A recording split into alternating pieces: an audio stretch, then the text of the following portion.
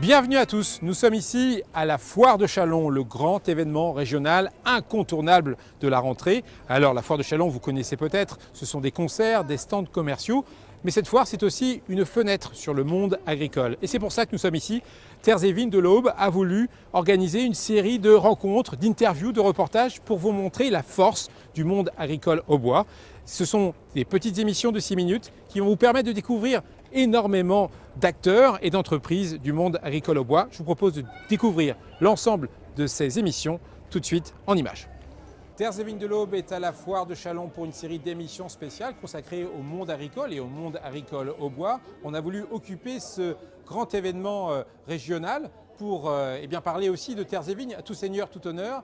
Michel Hiver, vous êtes le vice-président de Terres et Vignes de l'Aube, qui va être la première émission. On va évoquer un petit peu ce qu'est ce rassemblement et cette future association, mais je vous propose qu'on découvre également où on est dans cet événement régional qui est la Foire de Châlons et puis qu'on découvre aussi ce qu'est Terres et Vignes de l'Aube. Pourquoi avoir créé un rassemblement tel que Terres et Vignes de l'Aube? Terres et Vignes de l'Aube, pour faire un peu d'histoire, c'est vrai que là nous sommes vraiment en plein cœur du village agricole, on va dire. Pour faire un peu d'histoire, Terres et Vignes a démarré en 2006. C'est la volonté de nos organisations professionnelles agricoles de se réunir. Et à l'époque, comme je dis, faisons un peu d'histoire. Ça s'appelait d'ailleurs pas Terres et Vignes de l'Aube, mais Ferme Aube 2013. C'était pour Il y avait un objectif. Anticiper la réforme de la politique agricole commune. Voilà. Et alors, que fait-on au sein de Terres et Vignes de l'Aube? Qui ça rassemble d'abord? On y fait plein de choses. Qui ça rassemble d'abord? Ça rassemble toutes les organisations professionnelles agricoles, il y en a 17. Parce qu'elles ont compris très vite, et en 2006, ils ont bien compris ça, et nos dirigeants agricoles ont bien compris ça, que sans faire de jeu de mots avec la partie agricole, mais qu'il fallait arrêter de travailler en silo. Et plutôt de se regrouper tous ensemble pour travailler sur des dossiers stratégiques pour l'agriculture. Au sens large, ça va de l'assurance à des producteurs, à des transformateurs, des distributeurs. L'assureur, la banque, la coopération, les organismes stockeurs, le mutualisme, le syndicalisme également, tout le monde est là. Vraiment, on est tous rassemblés autour d'un objectif commun. Alors j'allais dire, c'est beau de se rassembler, c'est beau aussi d'organiser des événements comme à la Foire de Châlons où Terres et Vignes de l'Aube est bien présent, mais qu'est-ce qu'on y fait? Quelles sont les actions? À Terres et Vignes, il y a plein d'actions. Quand je dis faire la promotion de l'agriculture, c'est expliquer notamment en grand public ce qu'est l'agriculture. Alors l'agriculture et la viticulture dans notre département, parce que c'est souvent des images d'Épinal. Ouais, et puis sont souvent des images d'Épinal. Il ne faut pas oublier que l'agriculture dans le département, peut-être donner quelques chiffres, c'est 10% du PIB au bois, c'est 10 milliards d'euros de chiffre d'affaires. C'est quand même pas mal. C'est 15 000 emplois, sans compter les emplois saisonniers que nous avons là justement pendant les vendanges. Donc ce qu'on y fait de concret, c'est par exemple avec Canal 32 que vous connaissez bien, pour expliquer au grand public ce qu'est l'agriculture. Sa force. On voit bien que les émissions qu'on organise avec le MAG, je me souviens de la première avec le MAG, où nous expliquions pendant les moissons comment une moissonneuse-batteuse fonctionnait. Je crois que ça a été beaucoup visité, que ça a beaucoup plu ça. La rubrique comment ça marche? Ça marche à tous les coups. Ça marche à tous les coups. Donc c'est une façon de mieux communiquer ensemble, de mieux faire comprendre ce qu'est l'agriculture auboise aujourd'hui.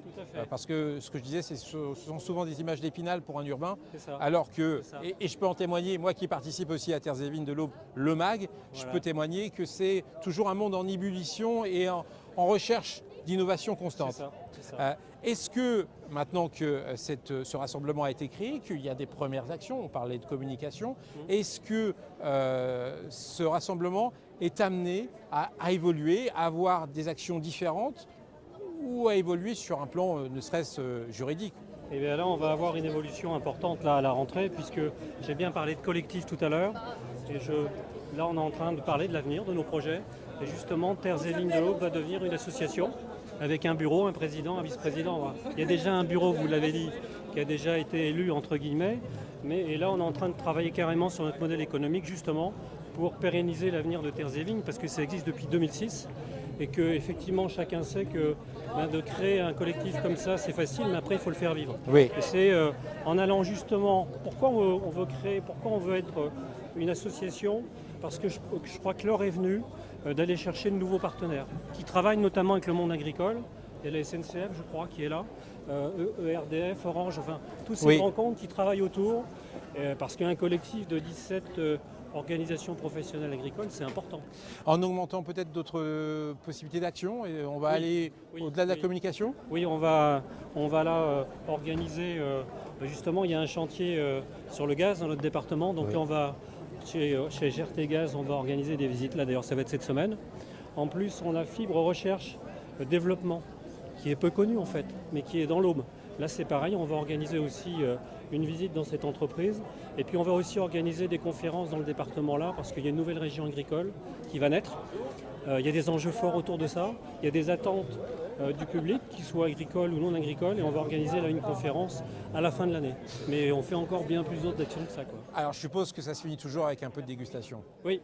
Bon, alors on est dans un endroit éminemment spécialisé pour ça. Ouais. Ce que je vous propose, c'est qu'on finisse cette émission. Nous, on va y aller, on va aller déguster des produits du terroir. Voilà. Il y en a quelques-uns qui viennent de Tout à l'Aube. fait, Et ça va finir, comme toujours, avec un peu de convivialité, Terres et Vignes de l'Aube. Vous venez avec moi, Michel? On y va. Allez, on y va.